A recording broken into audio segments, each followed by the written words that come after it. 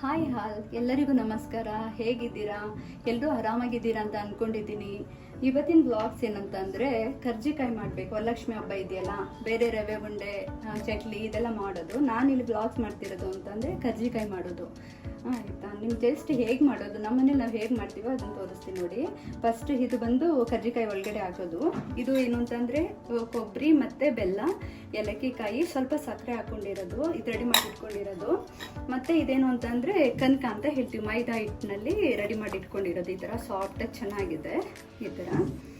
ಮತ್ತು ಇದೇನು ಅಂತಂದರೆ ನಾನು ಮೈದಾ ಹಿಟ್ಟು ಯೂಸ್ ಮಾಡ್ತಾ ಇಲ್ಲ. ಅದನ್ನ ಅರಿಯೋದಕ್ಕೆ ಸ್ವಲ್ಪ ಅಂಟಂಟು ಏನಾದರೂ ಈ ಥರ ಅರಿಬೇಕಾದ್ರೆ ಸ್ವಲ್ಪ ಏನಾದರೂ ಅದೆಲ್ಲ ಕಚ್ಕೊಳ್ಳುತ್ತೆ ಅಂತ ಹೇಳಿಬಿಟ್ಟು ಗೋಧಿ ಹಿಟ್ಟು ತೊಗೊಂಡಿದ್ದೀನಿ. ಆಯಿತಾ, ಸ್ವಲ್ಪ ಎಣ್ಣೆ. ಇದೇನಕ್ಕೆ ಅಂತಂದರೆ ಈ ಥರ ಅರ್ಧ ಆದಮೇಲೆ ಇದರಲ್ಲಿ ಹಾಕ್ಕೊಂಡಿದ್ದನ್ನು ಫೋಲ್ಡ್ ಮಾಡ್ತೀವಲ್ಲ, ಫೋಲ್ಡ್ ಮಾಡೋಕ್ಕೋಸ್ಕರ ಅದು ಕಚ್ಕೊಂಡ್ಬಿಡುತ್ತೆ, ಅದಕ್ಕೆ ಅಂಟ್ಕೊಳ್ಳುತ್ತಲ್ಲ, ಅದಕ್ಕೋಸ್ಕರ ಇದಕ್ಕೆ ಸ್ವಲ್ಪ ಫಸ್ಟೇ ಎಣ್ಣೆ ಹಾಕಿ ರೆಡಿ ಮಾಡಿ ಇಟ್ಕೊಂಡಿದ್ದೀನಿ. ಇವಾಗ ತೋರಿಸ್ತೀನಿ ಹೇಗೆ ಅದು ಫೋಲ್ಡ್ ಮಾಡೋದು. ಇದು ತುಂಬಿಬಿಟ್ಟು ಎಷ್ಟು ಅಂದರೆ ತೋರಿಸ್ತಾರೆ. ಫುಲ್ ಸ್ವಲ್ಪ ರೌಂಡಾಗಿ ಈ ಥರ ಅಂಟುತ್ತೆ ಅಲ್ವಾ, ಅದಕ್ಕೋಸ್ಕರ ಸ್ವಲ್ಪ ಈ ಥರ ಪೌಡರ್ ಹಾಕ್ಕೊಂಡು ಈ ಥರ ರೌಂಡಾಗಿ ಮಾಡ್ಕೊಬೇಕು.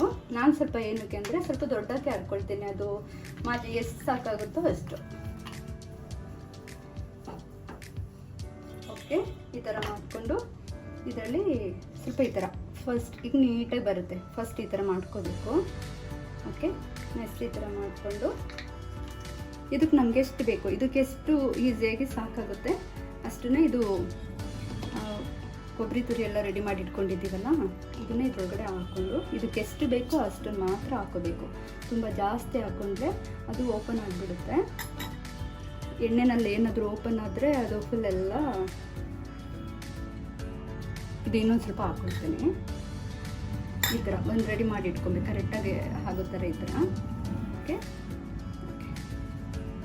ನೋಡಿ ಈ ಥರ ಹಿಂಗೆ ಎಕ್ಸ್ಟ್ರಾ ಬರೋದ ತೆಗೆದು ಸಪ್ರೇಟಾಗಿ ಇಟ್ಕೊಬೇಕು. ಓಕೆ, ಈ ಥರ ಎಲ್ಲ ನೀಟಾಗಿ ತಗೊಳ್ಳಿ. ಓಕೆ, ಈ ಥರ ಟೈಟಾಗಿ ಒಂದ್ಸಲ ಪ್ರೆಸ್ ಮಾಡಿ, ಯಾಕಂದರೆ ಅದು ಓಪನ್ ಆಗಲ್ಲ. ಎಣ್ಣೆ ಒಳಗಡೆ ಹಾಕ್ದಾಗ ಅದು ಓಪನ್ ಆಗಬಾರ್ದು, ಇಲ್ಲಾಂದ್ರೆ ಎಲ್ಲ ಬ್ಲಾಸ್ಟ್ ಆಗಿಬಿಡುತ್ತೆ ಎಣ್ಣೆನಲ್ಲಿ, ಅದಕ್ಕೋಸ್ಕರ. ಓಕೆ, ಜಸ್ಟ್ ಇವಾಗ ಓಪನ್ ಮಾಡ್ತೀನಿ. ಈ ಥರ ನೋಡಿ ಎಷ್ಟು ನೀಟಾಗಿ ಬರುತ್ತೆ, ಸ್ವಲ್ಪನೂ ಕಚ್ಕೊಳ್ಳಲ್ಲ. ಓಕೆ, ಹೀಗೆ ನಿಧಾನ ಎತ್ಕೊಬೇಕು. ಈ ಥರ ನೋಡಿ ಎಷ್ಟು ಚೆನ್ನಾಗಿ ಬಂದಿದೆ. ಈ ಥರ ಫೋಲ್ಡ್ ಮಾಡಿ ಆಲ್ರೆಡಿ ನಾನು ಒಂದೆರಡು ಫಸ್ಟ್ ಹಾಕ್ಬಿಟ್ಟಿದ್ದೀನಿ. ಇದು ನನ್ನ ಮಗ ರೆಡಿ ಮಾಡ್ದ, ಇದನ್ನು ನನ್ನ ಮಗ ರೆಡಿ ಮಾಡ್ದ. ಆಯಿತಾ, ಈ ಥರ ನಾನು ಫಸ್ಟೇ ಒಂದೇ ಸಲ ಒಂದು ಐದು ಫಸ್ಟೇ ಅರ್ದ್ಬಿಟ್ಟು ಈ ಥರ ಫೋಲ್ಡ್ ಮಾಡಿ ಇಟ್ಕೊಂಡ್ರೆ ನಿಮಗೆ ಈಸಿ ಆಗುತ್ತೆ ಅದು ಸುಡೋದಕ್ಕೆ.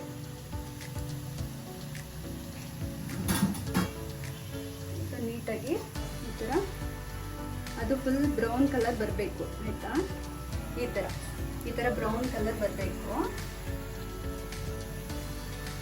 ತುಂಬ ಸ್ಲೋ ಇಟ್ಕೊಬೇಕಾಯ್ತಾ, ಇಲ್ಲಾಂದ್ರೆ ಎಲ್ಲ ಫುಲ್ ಒಂದೇ ಸಲ ಎಲ್ಲ ಫುಲ್ ಸುಟ್ಟೋಗ್ಬಿಟ್ಟು ಮೇಲೆಲ್ಲ ಒಳಗಡೆ ಎಲ್ಲ ಬೇನು ಬೆಂದಿರಲ್ಲ, ಅದೊಂಥರ ಚೆನ್ನಾಗಿರಲ್ಲ ಆ ಥರ ಇದ್ರೆ.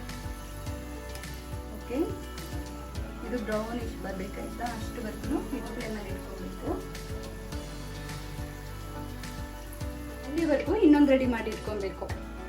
ಆಯಿತಾ, ಯಾಕಂದರೆ ಇನ್ನೊಂದ್ಸಲ ಸುಡಬೇಕಲ್ಲ, ಅದಕ್ಕೋಸ್ಕರ ಇನ್ನೊಂದು ಇನ್ನು ಅದು ಬೇಯ್ತಾ ಇರುತ್ತೆ. ಲೋ ಫ್ಲೇಮ್ ಇಟ್ಟಿದ್ದೀನಲ್ಲ, ಅದ್ರ ಒಳಗೆ ಬೇಯ್ತಾ ಇರುತ್ತೆ.